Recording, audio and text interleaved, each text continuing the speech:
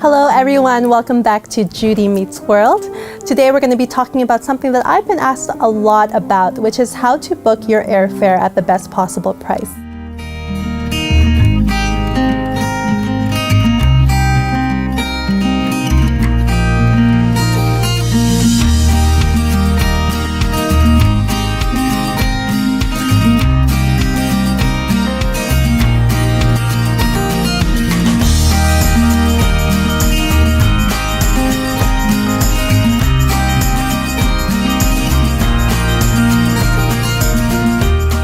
So today we're going to be talking about three different things. The first one will be what are some tips to get the best possible fares?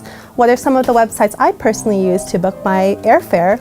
And also, what are some ways that I can travel with points, depending on what kind of credit card that you use? So the first point, of course, is how to get the best fare. A lot of it has to do with timing. So usually I hear between 6 to 8 weeks before your departure date, that's when you're going to get the best fare possible. One of the things too I've heard is to fly on a Wednesday. So if you have the option to fly midweek, that will always be a little bit cheaper than flying on the weekend for a lot of reasons, mainly because they need to sell those seats, so they sell them at a cheaper rate. The second thing, of course, that I want to talk about are what websites that I use. I usually prefer to fly with major carriers like WestJet, Air Canada.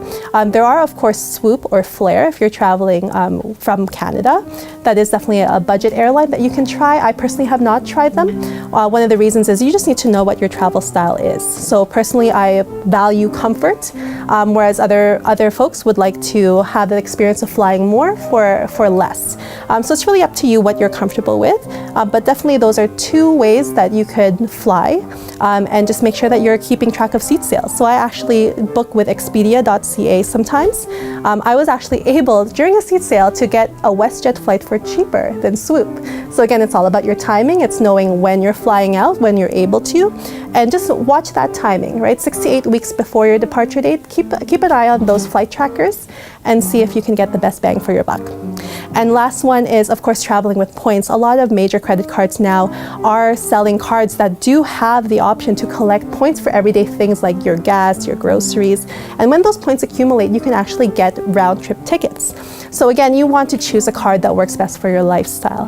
The card that I personally have allows me to have lounge access. It gives me a lot of cancellation insurance if I need it. And also it makes sure that I'm comfortable when I'm flying. So they do have sales throughout the year. I'm able to collect about 3 or 4 round-trip flights for free per year just from using my card on everyday things. So again, you want to make sure, just like booking your flights, you want to make sure that it matches your lifestyle and what you would normally do anyway. That way you're not doing anything extra, you're getting some extra points in there, and you're able to book your airfare round trips for free. One of the things that I featured in my last episode, of course, was the way that I travel with liquids. So this here, like I said, this is optional. Of course, you don't have to do this. If you're going to a hotel where they do have your shampoo, conditioner, soap, then you don't need to bring anything with you. For those of us with sensitive skin or you have very particular products that you like to use, I recommend doing something like this. This is the Valor Go. I actually got this off of Amazon. I'm just going to open it up so that you can see some of the features that it has. So one thing I really like about this is, of course, it is silicone, so it's easy to squeeze that product out. It is carry-on safe. It is approved by the airline, so you can bring this with you on your flight. The back here has a suction cup, so it's easy to just stick that onto the shower if you're going to be using it in there.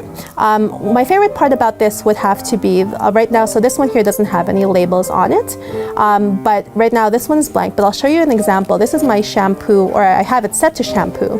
But this here, as you can see, it has the label. I'm just going to open this up for you. But what you can actually do is you can go in there and you can actually switch that label around. So right now it's shampoo.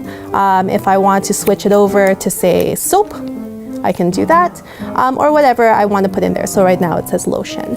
So you have the option to customize this and to keep track, because when you just have bottles like this, it's really hard to see and you end up shampooing your hair with soap, and nobody wants that. We also have 2, so this comes in the set.